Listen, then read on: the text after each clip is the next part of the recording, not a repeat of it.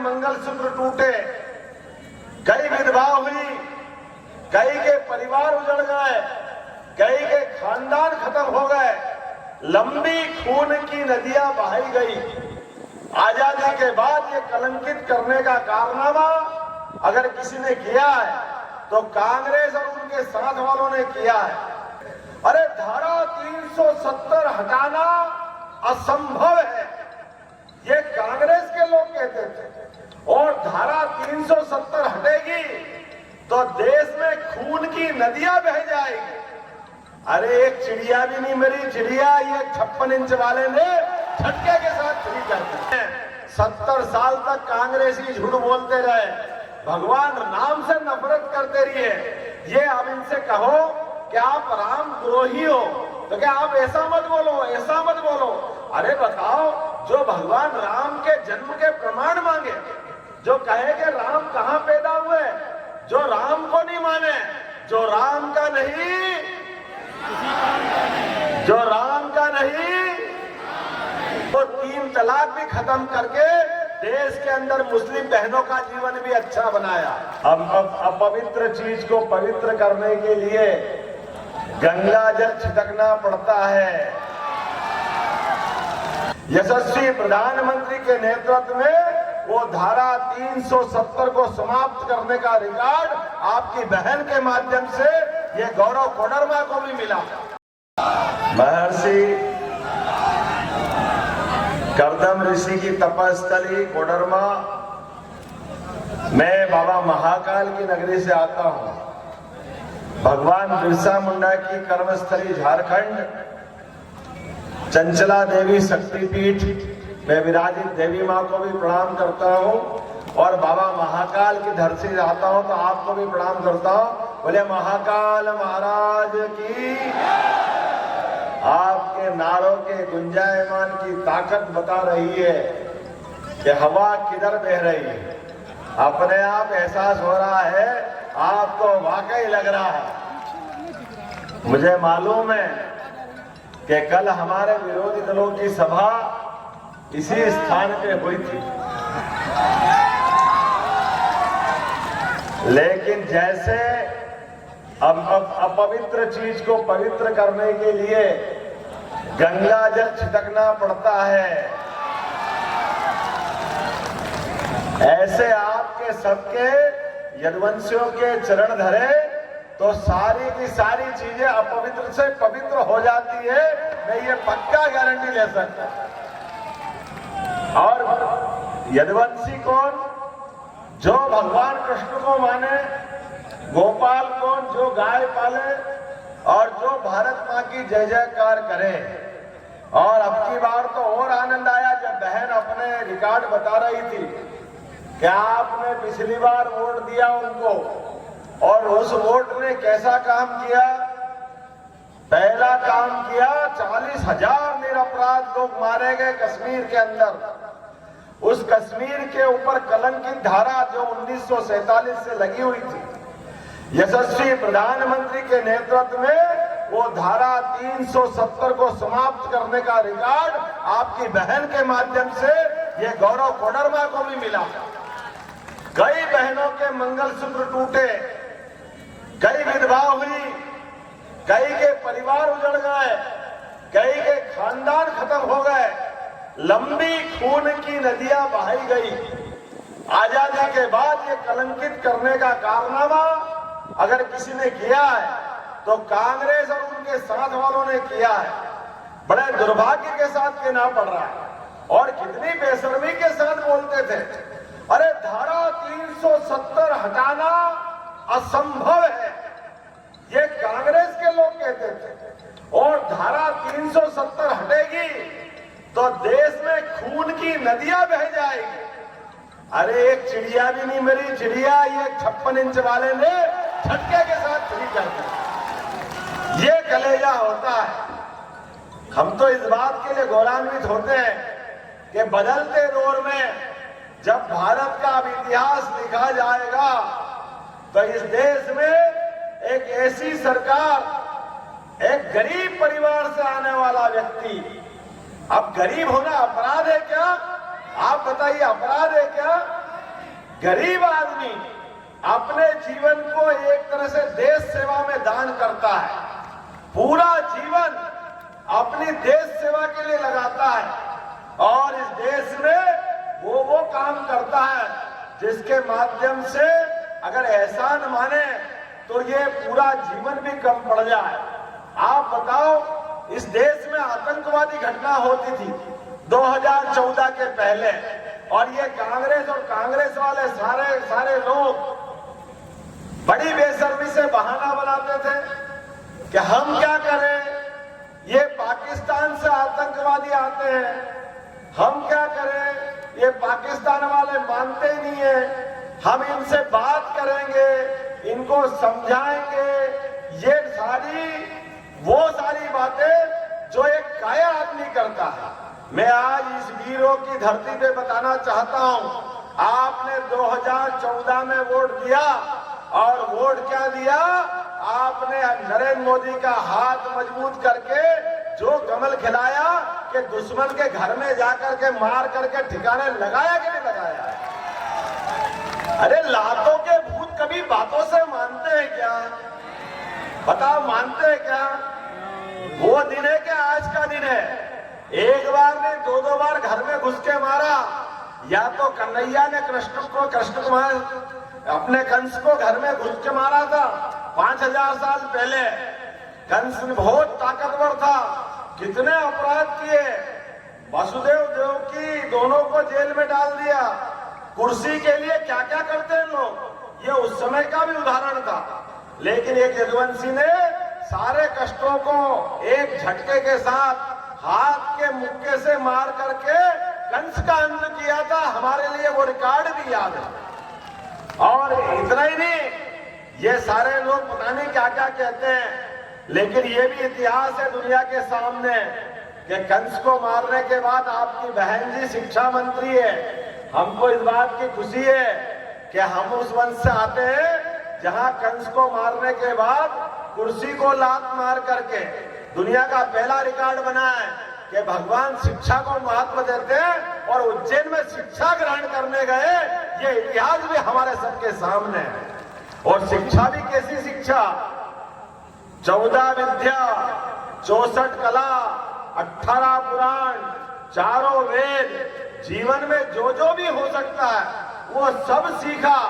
और सीखने के बाद पूरे जीवन में धर्म युद्ध के आधार पर धर्म मार्ग को देश चलाने के लिए आगे बढ़े।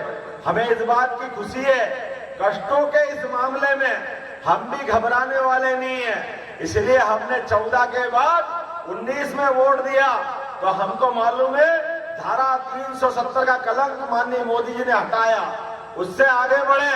आप सबको सामने 70 साल तक कांग्रेसी झूठ बोलते रहे, भगवान राम से नफरत करते रहिए। ये अब इनसे कहो कि आप राम द्रोही हो तो क्या आप ऐसा मत बोलो, ऐसा मत बोलो। अरे बताओ, जो भगवान राम के जन्म के प्रमाण मांगे, जो कहे कि राम कहां पैदा हुए, जो राम को नहीं माने, जो राम का नहीं, जो राम का नहीं, ये सबके बीच में से आवाज आती है। लेकिन ये इतनी मोटी चमड़ी वाले, इनको एहसास नहीं होता। अरे जनता के बीच जब 56 इंच वाले ने दोबारा सरकार बनाई और इसी 5 साल के अंदर मुकदमे का फैसला भी हुआ, डंके की चोट सुप्रीम कोर्ट के लिए जोरदार ताली बजाओ न्यायालय के लिए। जब दमदार शासक होता है तो कोर्ट जो फैसले देती है, नहीं तो आपको ध्यान में होगा सुप्रीम कोर्ट ने तो फैसला एक बार 35 साल पहले भी दिया था। मुस्लिम बहनों के लिए 3 तलाक जैसे खराब कानून के लिए सुप्रीम कोर्ट ने फैसला दिया था कि हाँ ये कानून गलत है। बहन बेटी विवाह करने के बाद जाए, 1 बच्चा पैदा हो जाए, 2 बच्चा पैदा हो जाए, आप कल्पना करो अपनी बहन बेटी के साथ ये हो तो क्या होगा। और मुस्लिम बहनें केवल तलाक तलाक तलाक, और ये तलाक मुंह से भी नहीं, कई बार मोबाइल से फोन से भी कर दे और वो बहन की जिंदगी नरक बन जाती थी। लेकिन कांग्रेसियों को दया नहीं आई, सुप्रीम कोर्ट ने फैसला कर दिया, उसके बाद भी इन्होंने उस सुप्रीम कोर्ट के फैसले को बहुमत के आधार पर लोकसभा में बदल दिया। लेकिन मुझे इस बात की खुशी है, आपने अन्नपूर्णा दीदी को बनाया सांसद, तो इन्होंने उस समय के कलंक का भी बदला लिया। वो 3 तलाक भी खत्म करके देश के अंदर मुस्लिम बहनों का जीवन भी अच्छा बनाया। ये हमारे लिए सौभाग्य की बात थी। और दूसरा उससे बड़ा फैसला, भगवान राम का भी वही फैसला हुआ। और जैसे फैसला हुआ, इसी 5 साल के अंदर 70 साल का कलंक मिटाया और भगवान राम के मंदिर का भूमि पूजन भी हुआ। और भगवान राम इसी साल 22 जनवरी को अपने धाम में मुस्कुराए। बोलो जय जय श्री राम, जय जय श्री राम। अरे पूरा देश आनंद में डूबा, पूरे देश को आनंद आया। कई लोग गए अयोध्या धाम में, जो उसमें शामिल हुए, जो नहीं जा पाए, कोई घर पे दीपक लगा रहा, कोई दीपक घी का लगा रहा, कोई लाइट लगा रहा, पूरे देश में आनंद के साथ मिठाई बांट रहे हैं। यहाँ तक कि वो मुस्लिम बंधु जिनने मुकदमा लगाया था, उसने कहा सुप्रीम कोर्ट ने फैसला दे दिया, इसके बाद कुछ नहीं बचता है, वो भी मिठाई बांटने में साथ में शामिल हुए। अगर कोई नहीं हुए, वो एकमात्र व्यक्ति थे, एकमात्र पार्टी वाले, कांग्रेस और इनके साथ वाले। पूरे देश में रोम रोम में राम समाया हुआ है। यहाँ तो संस्कृति सुबह से राम राम करके प्रारंभ होती है। अनजान आदमी से भी जय श्री राम का मजा आता है। लेकिन पता नहीं राम के नाम पे कांग्रेस को क्यों बिच्छू काट पाता है, पता नहीं इनकी क्यों आत्मा मर जाती है। ये कहते राम का मंदिर, भगवान राम कौन थे, कहाँ थे? आप बताओ, भगवान राम अगर अयोध्या में नहीं मंदिर बनेगा तो क्या पाकिस्तान में बनेगा? जरा बताओ तो सही इनको, कौन समझाए इनको? भगवान राम के मामले में इतना रंगा लगाता। और जब मंदिर बन गया और लगा के जनता इनके साथ हो गई, तो ये कह रहा हाँ हमारे भी राम थे, हमारे भी राम थे। अरे तुम्हारे राम नहीं थे, तुमने तो हरामीपन किया है बाबू साहब, तुमको जनता माफ करने वाली नहीं है। बोलो माफ करने वाली है क्या? और अभी तो हमने फिर कहा कि आप अयोध्या में राम मुस्कुरा रहे हैं, और आज का समय, आने वाले समय में जब मैं महाकाल की धरती से आता हूं तो महाकाल मुस्कुरा रहे हैं, बाबा विश्वनाथ मुस्कुरा रहे हैं, अयोध्या में राम मुस्कुरा रहे हैं। तो जमुना जी के कृष्ण कन्हैया ने क्या बिगाड़ा? वो मुस्कुराना चाहिए कि नहीं मुस्कुराना चाहिए? बोलो गोपाल कृष्ण भगवान की, कृष्ण कन्हैया लाल की। तो अब की बार का वोट तो अपना कृष्ण कन्हैया को मिलना चाहिए कि नहीं मिलना चाहिए? ये केवल एकमात्र व्यक्ति कर सकते हैं। और आज आपके बीच में आया हूं, मैं जवाबदारी के साथ बता सकता हूं, केवल कहते नहीं माननीय प्रधानमंत्री, सबका साथ सबका विकास, सबका विश्वास सबका प्रयास, ये करके भी बताते हैं। आप तो इतनी बड़ी संख्या में हो, आओ आपको मध्य प्रदेश का आमंत्रण देता हूं, आइए आप सब बाबा महाकाल के दर्शन करें। भगवान ने जहाँ शिक्षा ग्रहण करी वहां भी आए, और लोकतंत्र में हर एक को खड़े होकर के वो मंत्री बने, मुख्यमंत्री बने, एक ही परिवार का बनेगा तो क्यों बनना चाहिए? और परिवार के बनते तो ये गलतियां होती कि नहीं होती? आप बताओ, 1000 करोड़, अरे नोट की मशीनें खराब हो गई गिनते गिनते।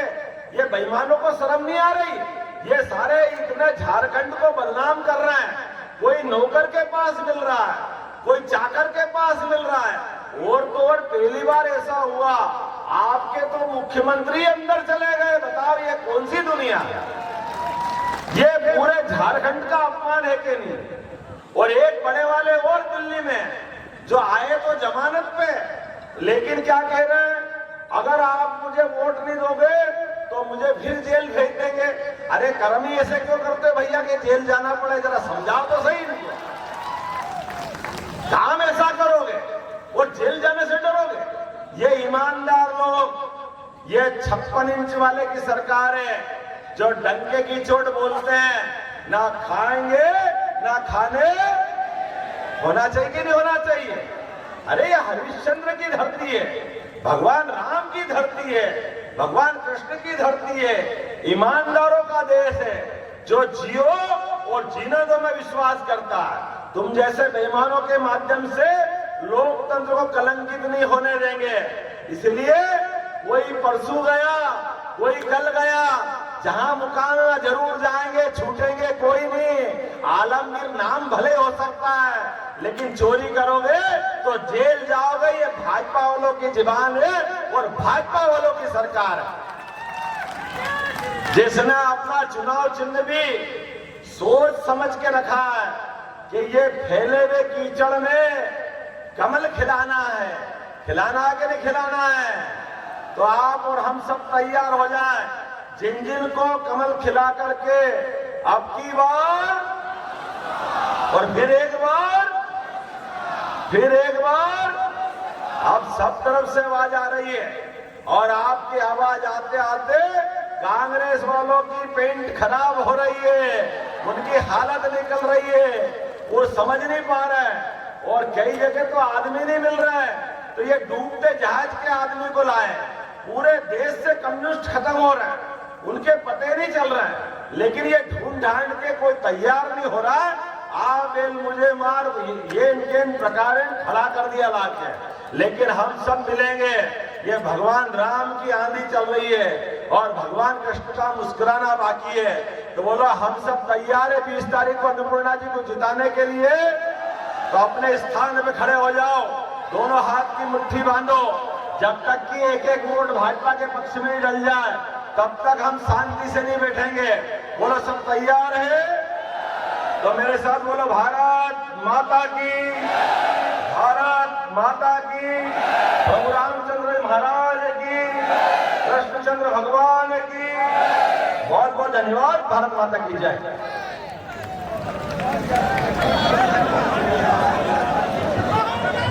धन्यवाद ज्ञापन के लिए मैं जिला मंत्री सुधीर सिंह से आग्रह करता हूँ, आगे धन्यवाद ज्ञापन जरूर कार्यक्रम समाप्त। धन्यवाद जी।